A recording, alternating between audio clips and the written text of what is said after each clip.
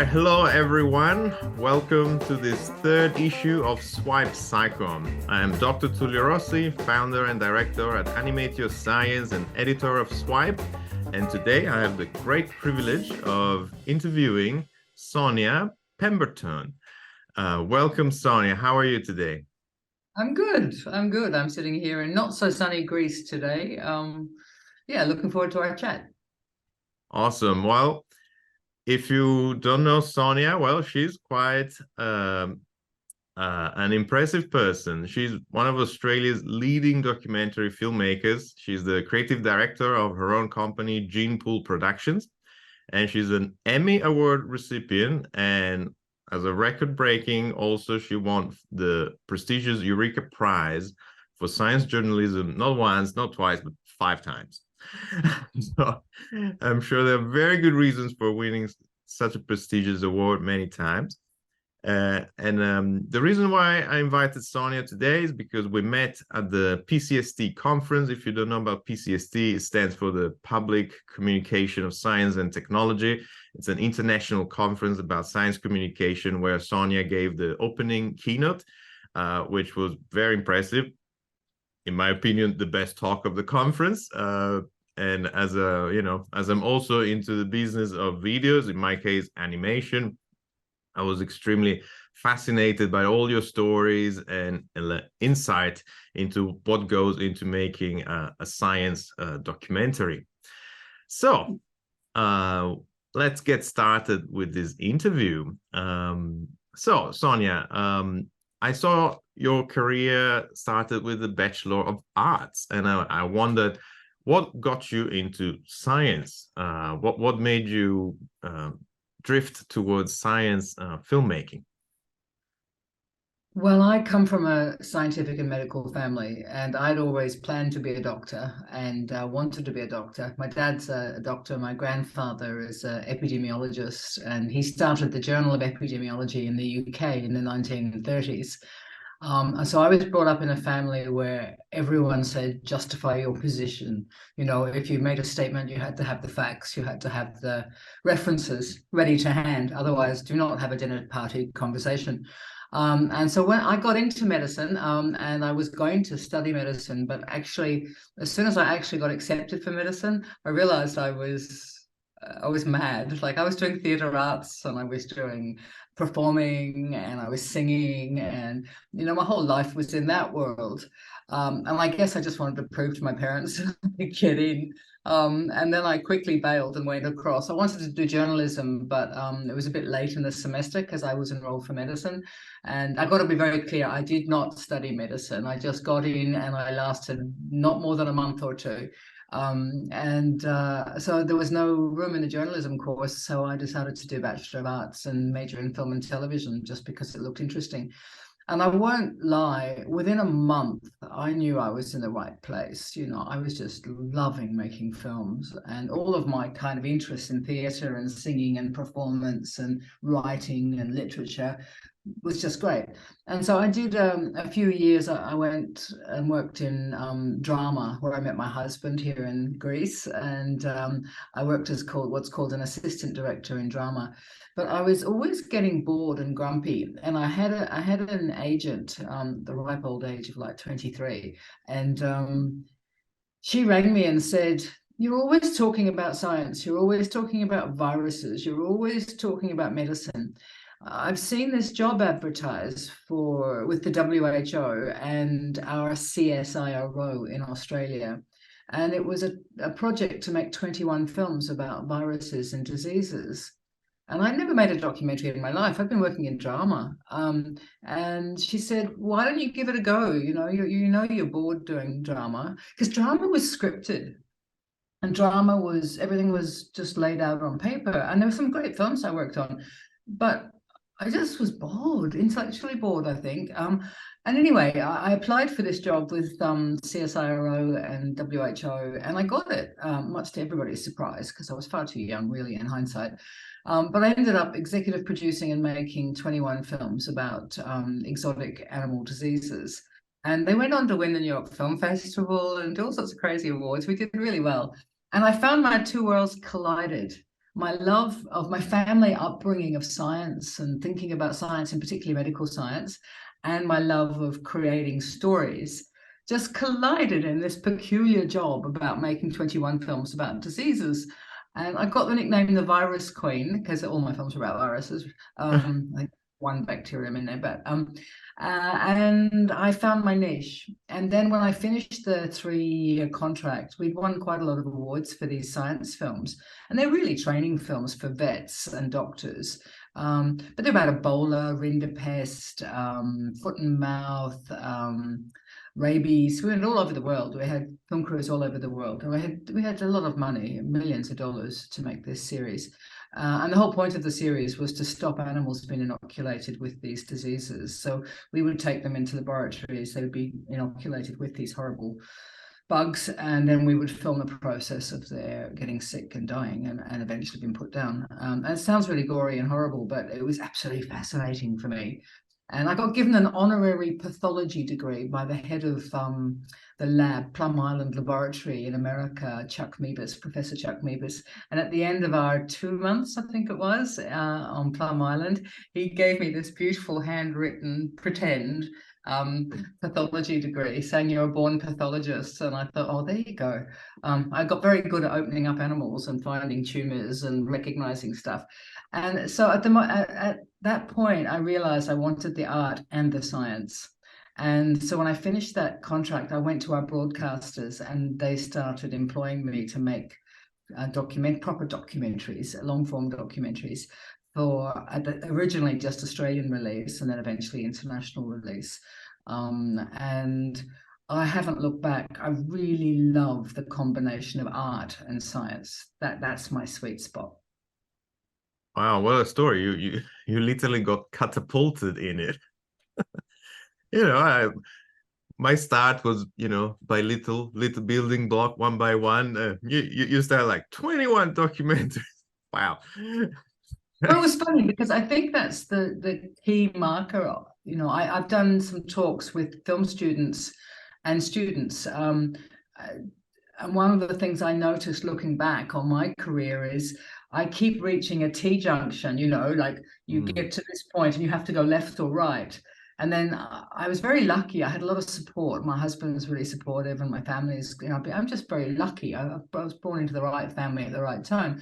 And I was brought up to be brave. And so I would always take the brave choice, and I, at 24 going, can I run a multi-million-dollar budget and direct 21 films and run all these crews? Because we had so many people.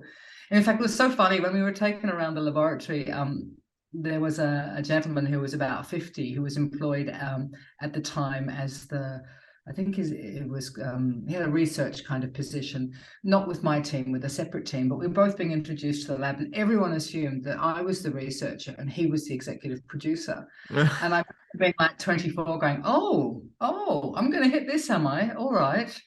And I learned very quickly that, okay, people were going to underestimate me as a female, and at that stage, a really young female. And it worked in my favor a lot, I think, because I got to do all sorts of crazy things.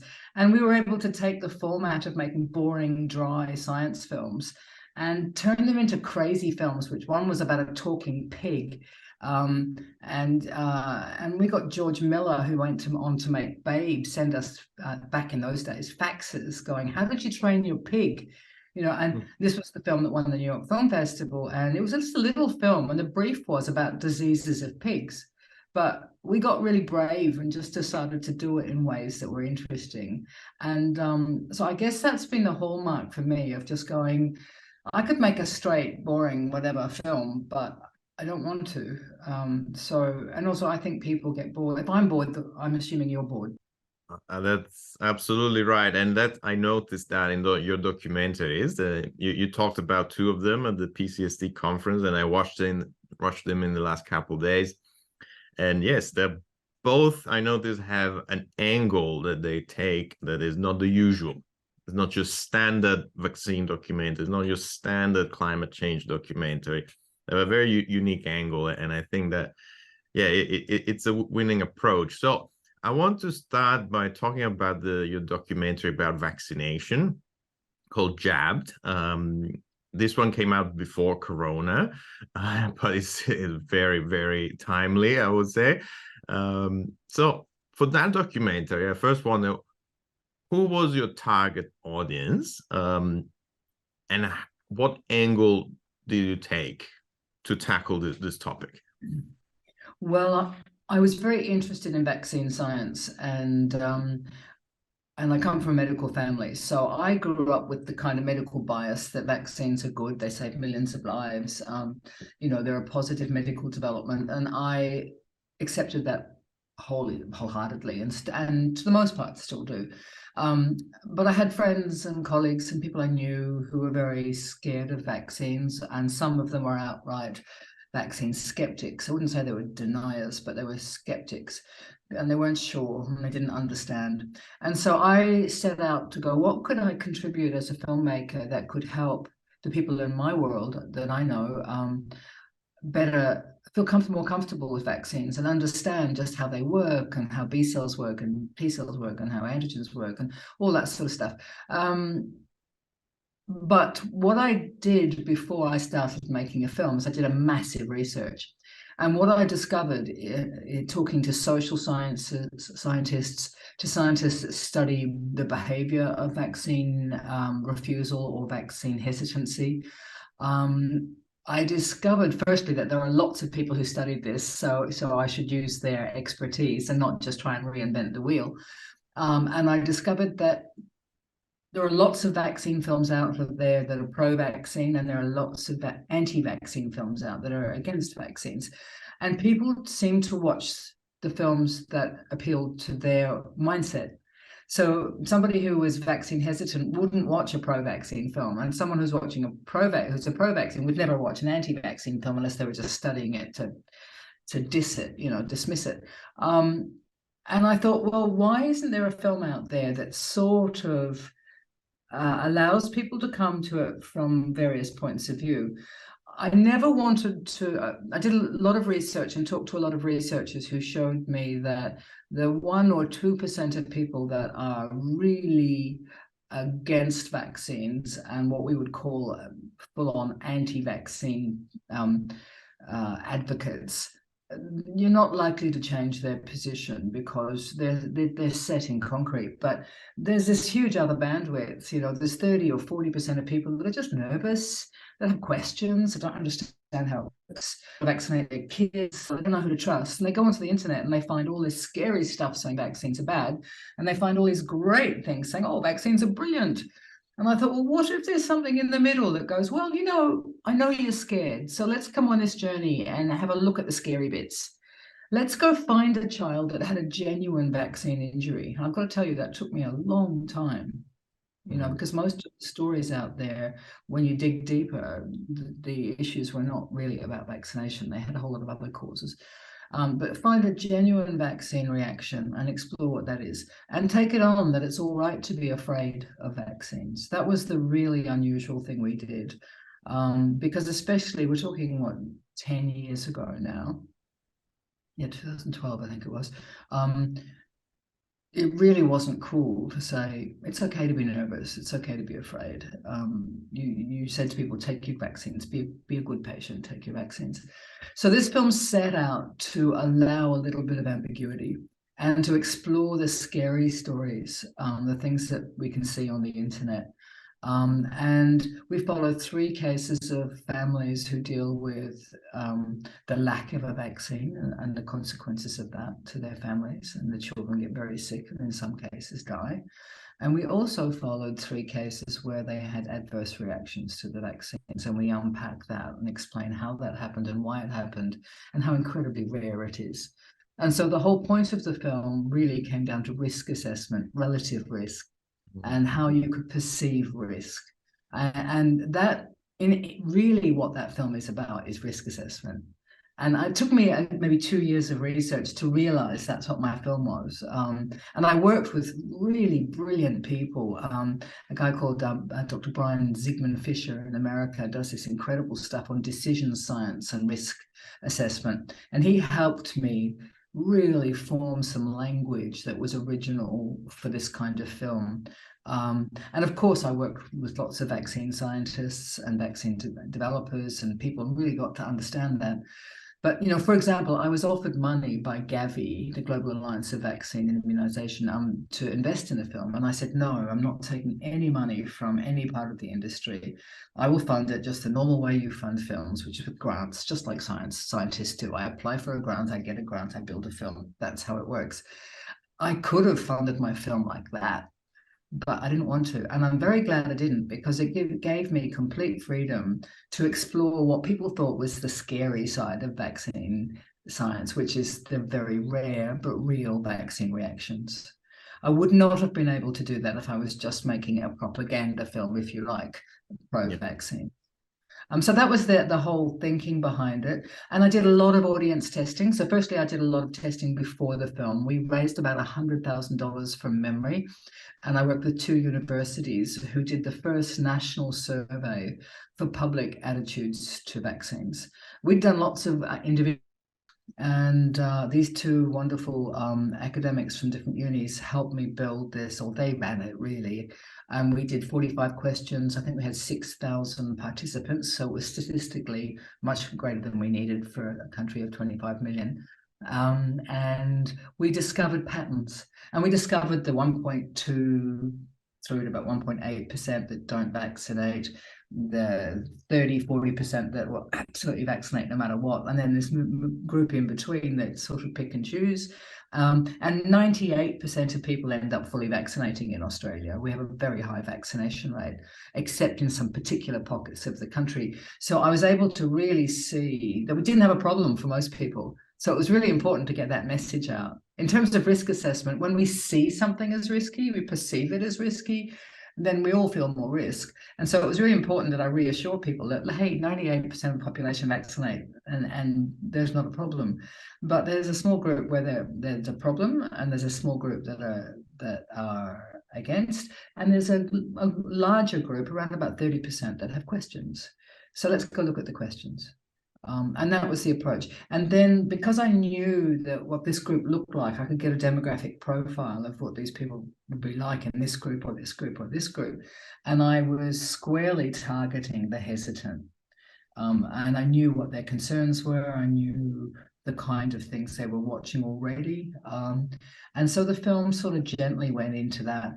And if you know your YouTube videos, especially back then, we deliberately start the film to feel a little bit like it could be an anti-vaccine film. You can't tell. The first 3 minutes is a little bit, it's just got 3 positive stories, 3 scary stories, and people going back and forth, and you're going, okay, you know, what's going to happen? To the point where some pro-vaccine people got a bit spooked by the first 3 minutes of the film and said to me, oh, you know it's dangerous. And I said, yes, but I'm not after you watching. I want this families. And then, you know, the film went to where we made a 90-minute version and then a 55-minute version for schools, and just a shorter version, so people had a condensed one. And we had lots of clips, and it got distributed firstly around Australia and then went around the world. And then we remade another version for the American market for PBS with Tangle Bank Studios. And that's a very different film. It's got an American feel to it. It was deliberately targeted at an American audience. And then we did an awful lot of surveys afterwards to measure how well it was working, who was responding, who wasn't. And I'd engaged a lot of our medical community in Australia. We did flyers and mail outs and phone calls, letting all the major medical clinics around the country know the film was coming, because our testing had shown that when this film comes, people are going to have questions and want to go to their doctors and talk. So we prepared them with kits to say, you know, when they come in with this question, or they want to understand the boy who had the vaccine reaction, and they go, what happened there? Here's the information, here's the details, here's the medical profile of this family. This is what happened. It was a genetic error. It was a thing called Dravet syndrome. It's a very specific gene problem. It would have happened with the first fever, regardless of whether the fever came from a vaccine, a toothache, or catching a cold. That child was going to start to get very, very serious and life-threatening seizures. Terribly tragic story, but a real story. The vaccine was a trigger, not a cause. A very complicated idea, actually, to get across in a mainstream film. But we did it very carefully with lots of help, lots of experts looking at it, and lots of testing to make sure it did what we wanted it to do, which is clarify a complex story. Now, why do we do that? Some people would say you're making people more nervous by showing them a case of vaccine injury. And I would say, no, these stories are everywhere. For people who are out looking to find out about vaccines, they just go on the internet and they'll Google some terrifying stuff. So it was ridiculous to say that, we were going to make the problem worse. And once the film was out, the feedback was enormous. We had clinics call us and email us and send us messages saying they couldn't close at 6 p.m. for the last 2 nights. They had to stay open until 8 or 9 o'clock because so many vaccine hesitant parents came in. And some of them were under-vaccinated. That was often the thing. Some people didn't not vaccinate because they're against vaccines. They don't have the time. Both parents are working. They think they can't afford it. They don't understand the cost. And they delay it and delay it and delay it. That was a significant group. So one of the things we wanted to do was just go, come on, go to your doctor, have that chat. And the ripple around the country was quite noticeable and measurable to a point. We didn't have very good measurements in place, but we had anecdotal measurements in place. And that was very rewarding. And then the film went on to win a lot of awards. Interestingly, it won popular awards, mainstream commercial TV kind of awards, and it won the scientific, much more sort of technical awards. And it's the only film I've ever made that actually spanned that whole width of kind of awards and recognition. And that means a lot. Like our magazines like TV Week and New Idea all got behind it. And that was extraordinary.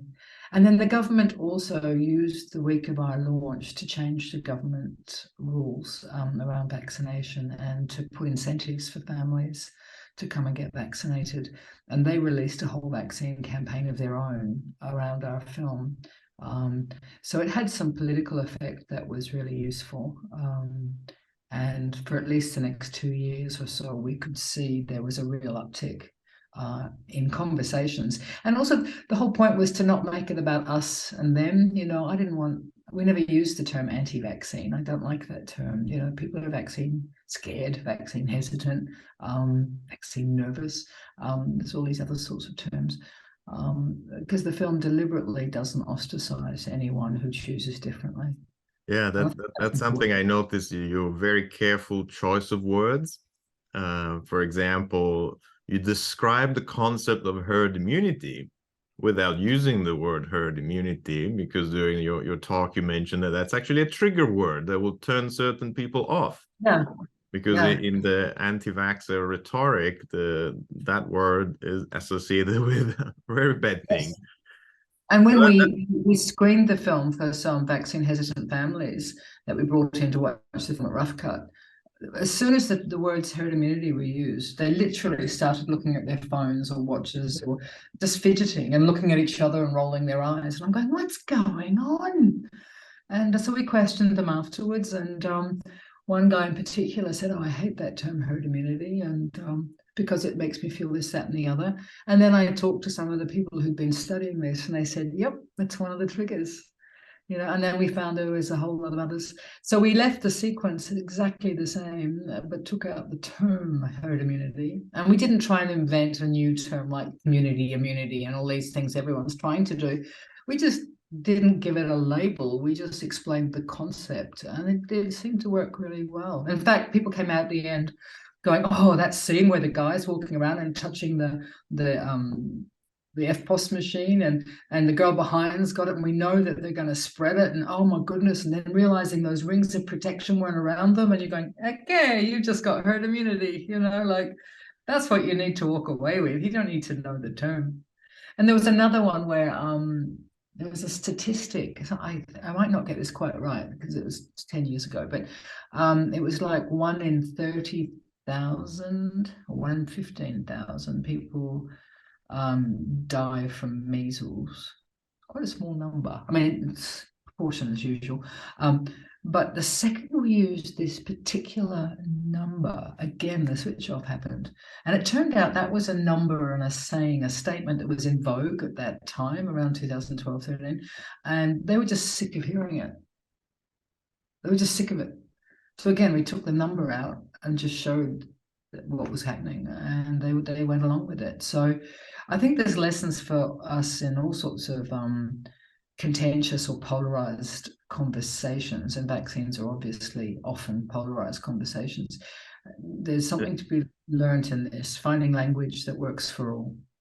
Exactly. And that's what I found really interesting about your talk, is that it really had a take-home message for the whole scientific community and the communication community, that words matter. And, one word might seem fine to you. You don't see any issue with it, but did you test it? And that's why I like that scientific approach to your documentary making. Well, let's test keywords. Let's test how people respond to certain scenes, and then tweak the documentary as a result. That was a new approach for me. I never, well, at least I never looked into, what it goes into making documentaries. I don't know if this is the norm, but I found that extremely interesting as a scientist. The only reason I got to this was because when I worked at the ABC, our national broadcaster, for 3 years, and I was what's called head of specialist factual. And within the education department, I ran the education department, and they had already put in place a very strict system by which they tested the weekly education TV show everywhere, somewhere in Australia, every week.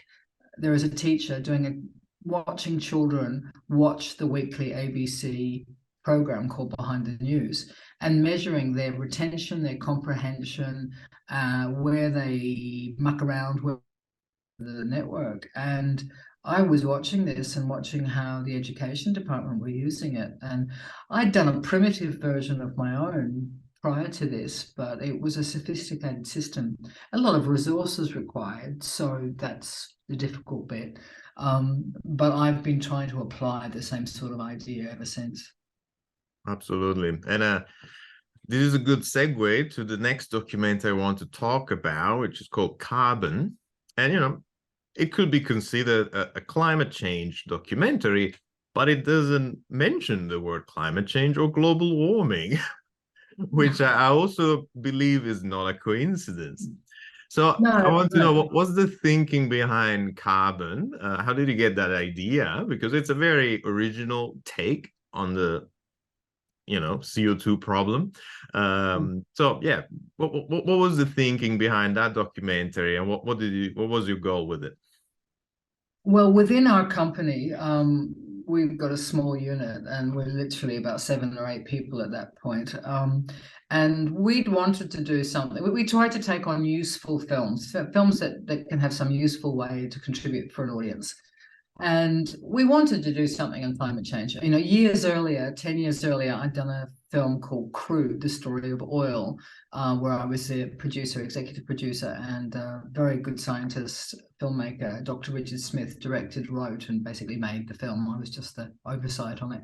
But that film was about oil and climate. And it was like 10 years later, and I was going, we have to do something on this. So our team got together, and we watched lots of climate change films, and we went, yes, there's lots of advocacy films. We don't make advocacy films. We make scientific documentaries. They're different. They're documentaries that happen to explore science, but they're true documentaries. They've got a story. They've got a narrative. You can watch them if you're not into science, because it's the story drives everything. But we wanted to do something on climate change and couldn't quite figure out what. And then this wonderful young director who I've been kind of mentoring, Daniela Ortega, came to me with this poem, or final chapters, called Carbon. And she said, I've had this secret desire to turn this into a film. And it was carbon, the story of a carbon atom, not in the first person, but it was the story of a carbon atom. And it's a beautiful story. And I thought, oh, this is great. And that was the genesis. That was 4 years before we made it. It was like, this is something different. And then we did the same thing we did for the vaccines films, but on a much more sophisticated level. We went and contacted the various universities that already study climate change communication, including Yale and Monash in Melbourne, and researchers like Dr. Rebecca Huntley, who've written huge amounts on how audiences respond to climate change communication.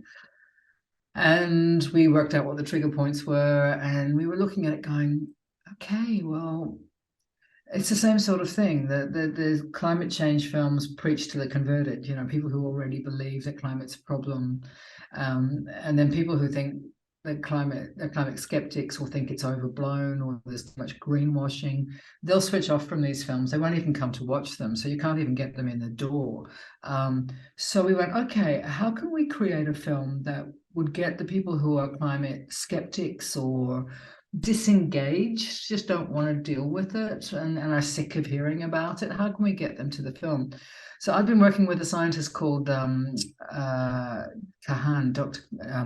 Professor Dan Kahan at Yale, and he had studied the science of science communication, and he helped us with our Jabbed film. And I spent a lot of time looking at his study of curiosity.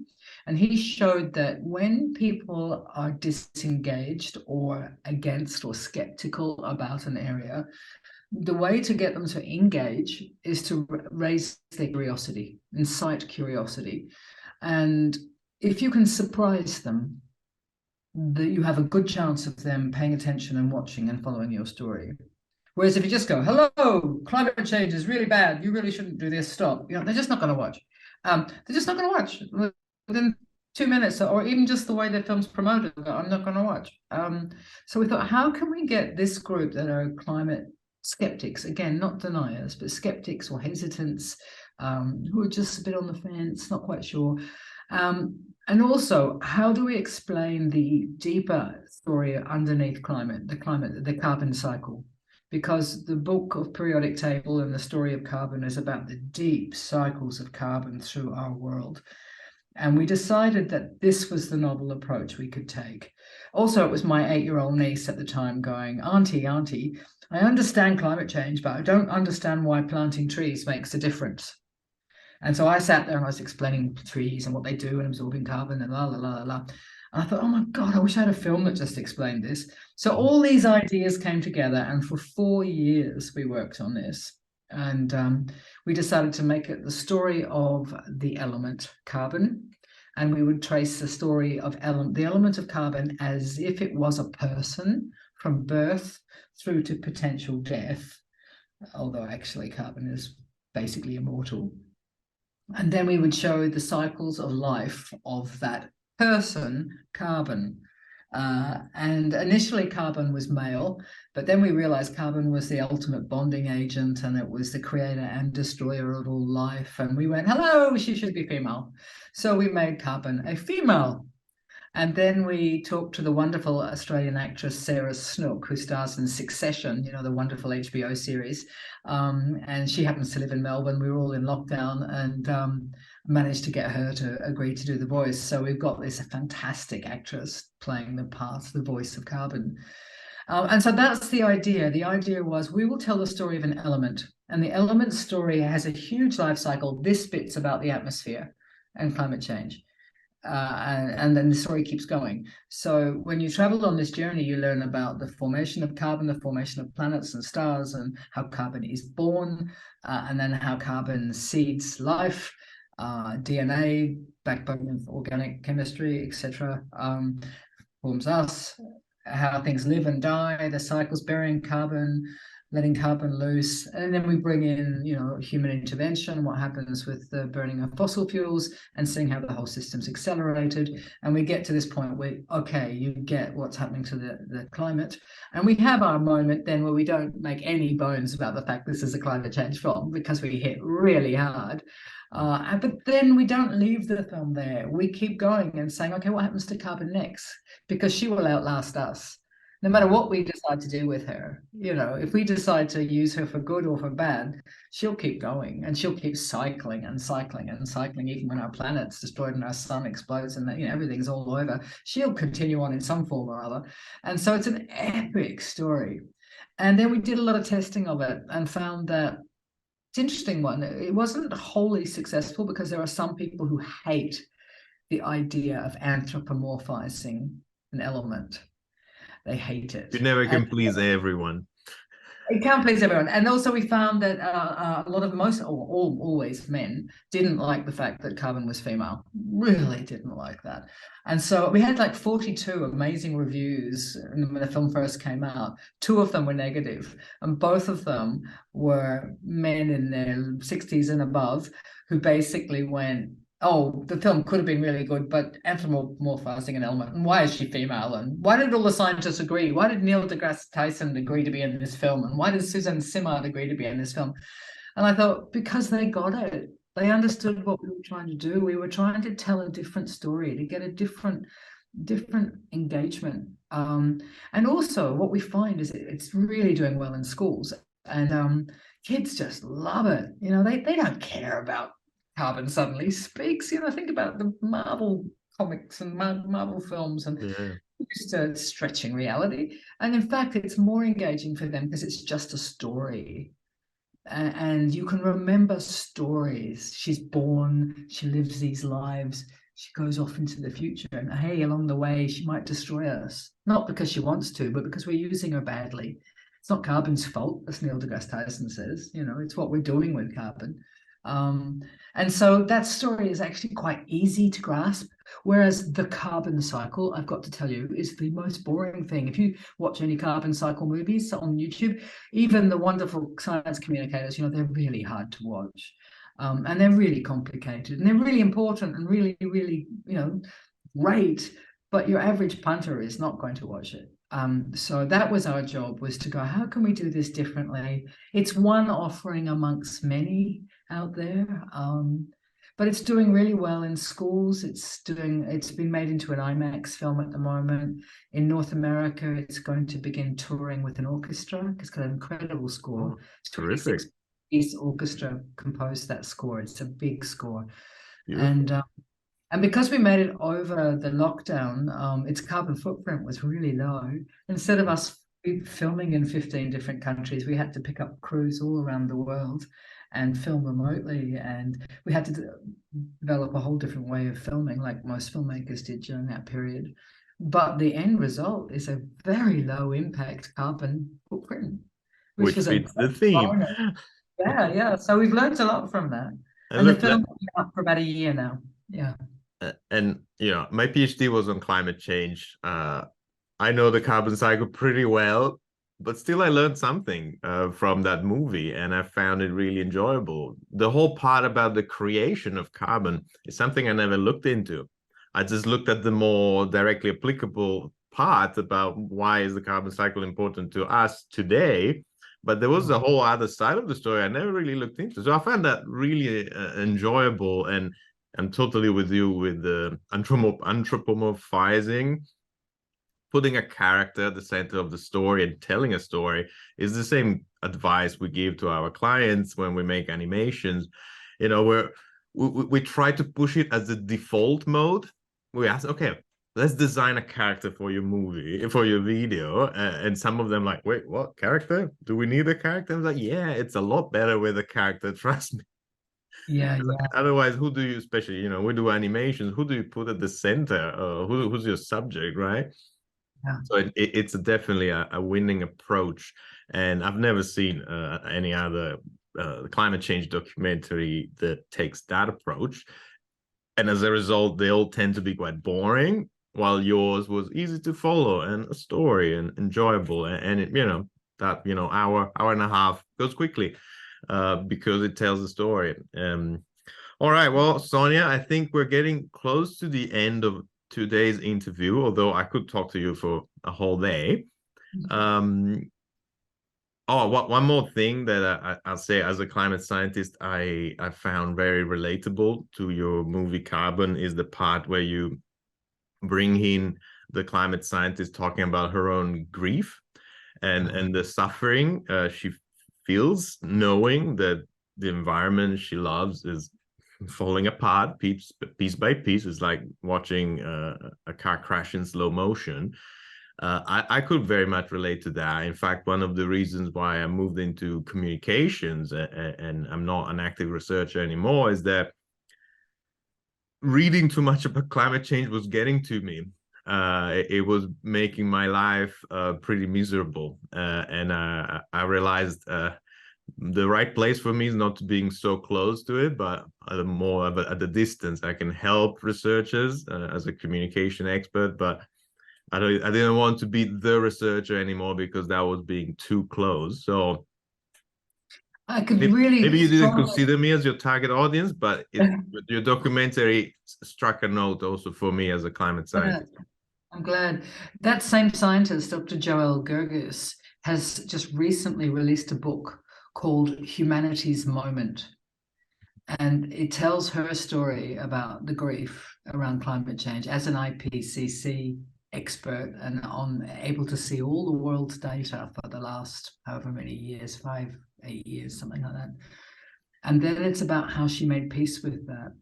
And it's an astonishing book. If anybody wants to read a book that takes you through the grief and allows you to have hope, Humanity's Moment is an extraordinary book to read.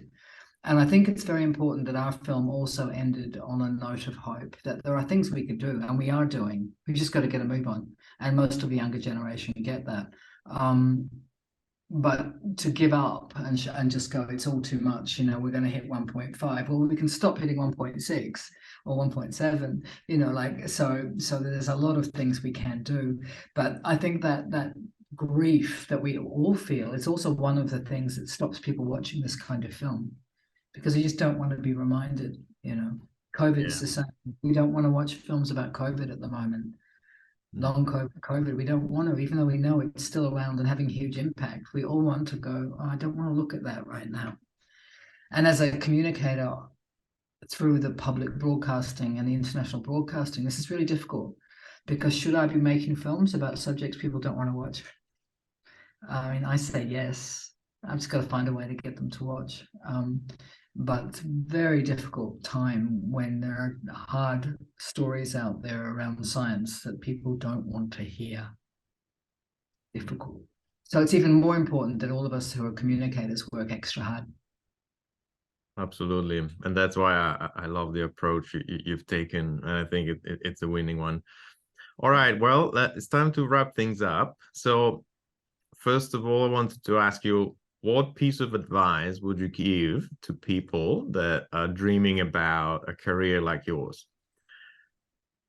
Whatever the background is, like, how do you get started into document? It seems like such a big task. Where do you start? I guess like everything, you start with little steps. I guess the thing is to be really truthful and follow your heart. You know, for me, I thought I wanted to be a doctor, but that was just what my parents and my family, I wanted to please them, so I changed. And then I was making this sort of film, and then I changed. So I kept following what I'm interested in and working very, very hard. I think also integrity matters, you know, being your word. Not letting people down was really important. Because in the film industry, there's lots of flakes, and there's lots of people that overpromise. So if you can just kind of just be really straight about, this is what I want to do, this is what how I want to do it, find people that will support that vision. And people know they can trust me, that the films that Gene Pool make are going to be thoroughly researched, fact-checked to the millionth degree, much more than we need to do legally. That the level of interrogation will be deep. You know, like I said, Carbon was 4 years. Jabbed was 2 years of solid research before we started filming. One of my films, Catching Cancer, was 9 years. So, you know, do the work, really do the work. And keep remembering to be true to what it is the story you want to tell. You know, there's so many people who influence you and say, oh, it should go to the left or it should go to the right. And then you get all this data and you go, oh, the data tells me I should do it. But you've still got to be true to a vision. Not everyone's going to like that vision, but when we made the uranium series, we had animated dragons, you know, and oh my God, that gets some people upset. But that was the idea from the beginning, that we were going to tell the story of nuclear power via dragons. You know, that was fun. And at one point, we had so many people hitting us so hard, going, don't do it, that my poor old director nearly gave up. And I said, no way, I backed this whole idea. I got all this money together. I have been working for however many years it was because I love the dragons. You came to me with an idea about dragons. And I thought, no, we stayed true to this vision. And the whole success of that show is based around this ridiculous idea of dragons and uranium. But it's beautiful and it's memorable. So I don't want to waste my time just making films that anyone could make. So do the hard films, do the hard subjects, take them on, work really hard, and be as brave as you possibly can. And you'll have a few duds. You know, there's a few things I haven't got right, and I wish I had. But you learn. You know, you learn, and we're just trying to make useful films. That's it. If I had another title for our company, it'd be Useful Films, but that's a bit boring. Yeah. Love it. Well, thank you so much for your time, Sonia. So what's the best place for people to learn more about your work and see your movies? Yes, they can go to our website, genepoolproductions.com. Most of our films are in licensing arrangements with broadcasters, so they're not that easy to find. They're not going to be easily available on YouTube. But after about 5 or 6 years or so, they become available. And the ones we can release on the website, we do. We're not allowed to release them free. It's the model funding. So they'll be like $2 or something off our website. That's why we do it. Yeah, they can find links to everything there. And if they're really interested in finding them, contact our info at Genepool, and we can help them see where the films are. Most of the films have been broadcast around the world, but you know, broadcasts you can miss. If they went out last Tuesday, you've missed it. So we can tell you where they're on catch up and things like that. Awesome. All right, it's time to wrap up. Thank you very much, Sonia, for your time. I'm sure our listeners learned a lot of useful tips today from you. And I wish you a great rest of your day in sunny Greece, certainly more sunny than where I am right now in Germany. Okay, lovely talking to you. All the best. Thank you, everyone, for listening. Have a great day. Bye.